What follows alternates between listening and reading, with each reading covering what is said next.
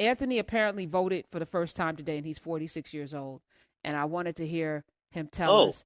Yeah, because after listening to Common, you realize, that there's this ideology that is so hardwired in a lot of people that I get. Like if you live in this country, you see all of the horrible things that are happening. It's like, my vote doesn't matter. Why do I vote? Why? And then there you go. Okay, so Anthony, tell us why you voted today.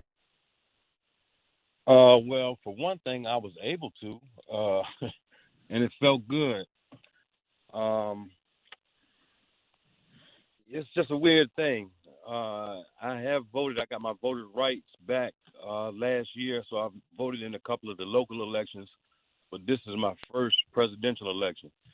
So I've been disenfranchised for quite some time, and Mm. I finally got my rights reinstated. And I'm in the state of Virginia, and it's kind of rough down here, but uh, I'm here and I'm able. And it only took me like 5 minutes. That was a surprise. Everybody keeps complaining about how long the lines are or what they had to go through. I was in and out. It took me longer to park than it did to actually cast a ballot. And being disenfranchised, Yeah. because I believe we had Terry McAuliffe on, and that was one of the moves that he made, was to reenfranchise people who were formerly incarcerated or who had a record. Which, to me, if you paid your debt to society, you should not only get your rights to vote, you should even get your rights to vote taken away from you. Just because you commit a crime doesn't make you no longer a citizen. You still got to pay taxes, and Right. there's things you still Right. have to contribute. So why do you lose your right to vote because you made a mistake? I just feel like that is and who crazy. interacts and who interacts with the government more than someone within the prison system, right? You're every single day you're interacting with the government. So I mean that's crazy to take away that right. I'm glad you're able to vote, man. Thanks a lot. So, And so it was by design, though, I think. yes.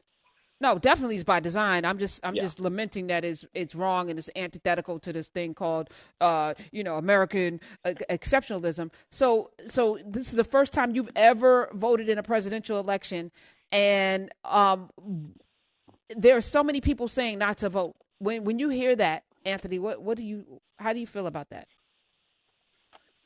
Well, I mean, I get a lot of listening to you, trying to look past you and a lot of the guests, and trying to amass the tools that I need to combat ignorance. And it continually comes at me and it rubs me the wrong way. And I'm fairly opinionated in my stances, but I just try not to let it bother me and continue to let it fuel me to do what I know that I need to do. I was excited. I didn't care what it took, and the weirdest part about it is that like what people will do to not pay taxes, or the complicit ones, not the ones who are out there who are really talking, against it. It's the ones that will talk about it, when the doors are closed, or when they're just with the husband and wife, or amongst the immediate family. That's what I don't like, and it's too much of that around. But I'm gonna vote every opportunity that I can, and help any other person. I didn't really do anything though. I just stayed out of trouble. I did 10 years. I've actually been to penitentiary, unfortunately, three separate occasions. You know what I'm saying? I was a victim of the '94 crime bill, and that's when it all began. And so since then, I came home in 2013 and been doing what I know I should have been doing, forever. And now it's working out, and I got all my credentials, right and exact. But like that situation in Florida where they're trying to keep those guys disenfranchised, but I think someone paid their fine. I don't know what the story Yeah, was or yeah, what the end of the LeBron, story was. and I think then Bloomberg also put money in to pay the poll tax that they were trying to institute in Florida to make sure that those folks, because they instituted a poll tax. If you could vote, but if you owe money, but LeBron James and several other people came together and made sure that those fines and all of that quote unquote debt was paid. As you talk about the crime bill, you have Joe Biden, of course, on the ticket.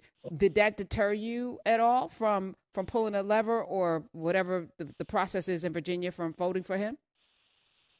Absolutely not. And Kamala either. I mean, I know, it's necessarily the lesser of two evils, but, they do what everybody did. And Joe Biden was, one of many white people who, felt that way. But it was a lot of us who felt that way too. So, the 90s were a hard time, and everybody was up in arms, and they were trying to understand this crack epidemic, and that was what it was. I mean, I'm not necessarily giving him a pass, but I would never, I'm absolutely And you against shouldn't. Trump and everybody who feels a way or would ever even vote for him for any reason. You don't even have to be a Trump supporter. The fact that you would do anything to support someone like that, then I'm not for you. Period. I'm And giving I'm you trying to get away from that.